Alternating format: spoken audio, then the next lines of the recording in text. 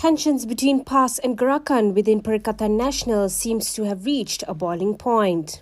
PAS Information Chief Ahmad Fadli Shari criticised Gerakan President Dominic Lau's response to a donation from an alcohol company to a Chinese school, suggesting the alliance might not last into the 16th general election. In response, Gerakan Deputy President Aw Tong Keong warned that the party might exit PN if pressured by extreme conservative demands.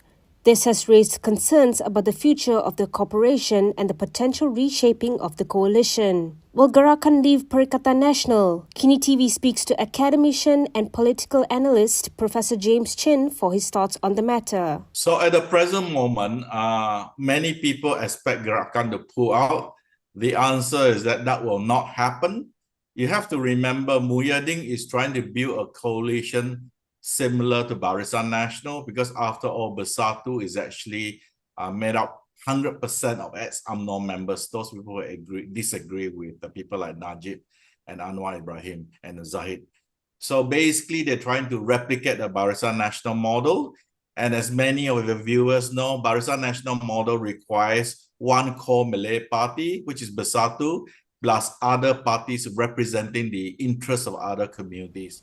The controversy over donations from brewery companies has highlighted the underlying tension between PAS and Gerakan. PAS' strict fundamentalist beliefs often conflict with Gerakan's efforts to advocate for non-Malay communities within the coalition. Does this ideological divide raise questions about the stability of their partnership? Now, having said that, we know there are tensions because PAS is being very fundamentalist towards its belief, trying to impose its belief on the non-Muslim population. So in some ways, it's actually good that Gerakan is speaking up, because that is its role inside Perikatan, which is to represent the non-Malay interests. But again, really doesn't matter if they attack each other in public, because they're speaking to their own supporters. So I'm quite sure the top leaders in Gerakan and the top leaders in PAS actually don't care even if they have a public spat. Despite the growing tensions over the Chinese school's donation issue, the coalition structure indicates a deeper resilience similar to that of Barisan Nasional. However, the deep-seated differences in their worldviews make reconciliation challenging. Can Perikatan Nasional effectively manage these conflicting worldviews without breaking apart? No, it is not possible for the coalition to break up for the reasons I gave just now, because they're trying to replicate the Barisan Nasional model. So we can expect this sort of spats between PAS and Gerakan, because you have to remember, when they talk like this, right, they're actually not talking to each other. They're talking to their core-based supporters, right? So obviously, when the PAS information chief attacked Gerakan on the alcohol issue, he's obviously not sending a message to the Chinese community, because the Chinese community doesn't regard alcohol as, as haram or anything. So he's actually speaking to his base community, which is the Islamic vote. It's the same thing with Gerakan. When Gerakan, argue back with PAS, right? They're not speaking to the PAS members. They're speaking to their own core supporters who expect them to represent the non-Muslim interests in Perikatan.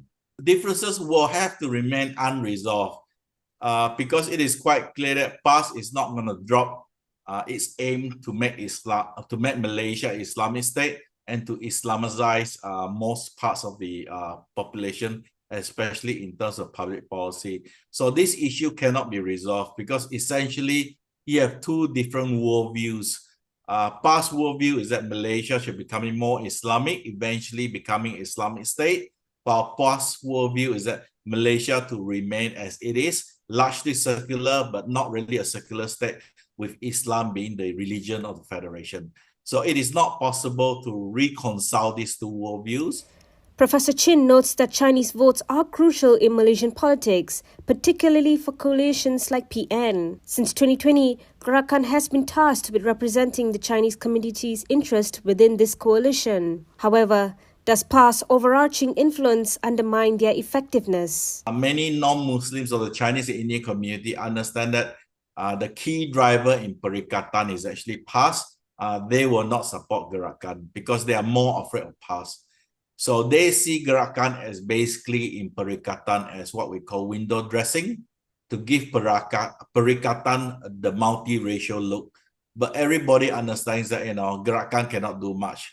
I think they only got one Adun and that's about it. So they really can't do much. They have one senator, which is the party president themselves. And basically, since they lost Penang in 2008, basically Gerakan has been trying to survive and try to recapture its old glory.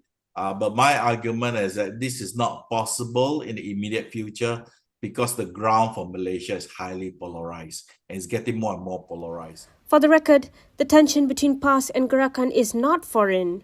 Previously, the two parties had clashed after vying to compete in the Bayan Lepas State Assembly in the 2023 Penang state election. The seat was eventually given to Gerakan, but it was still contested by Tasik Gelugor's PAS youth. In a mega talk event organised by the PN in conjunction with PRN, Dominic Lau was not invited, but instead he was asked by the local PAS to leave the program at Tasik Gelugor.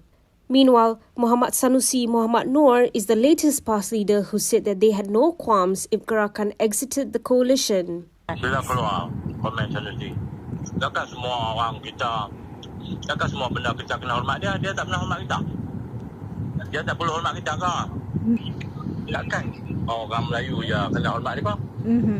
Dia tak payah ugut orang lah, kita pun dah matang dah bang tu. Tak payah ugut lah, belajar hormat orang sama. Belajar hormati orang Melayu dan orang Islam di negara ini. Itu sudah politik apa ugut ni lama lah tu. As tensions rise between PAS and Gerakan, the future of the alliance within Perikatan Nasional remains uncertain. If Gerakan chooses to leave Perikatan Nasional, can the party survive without joining another coalition? Gerakan can survive if they leave Perikatan Nasional. The party does have some financial resources.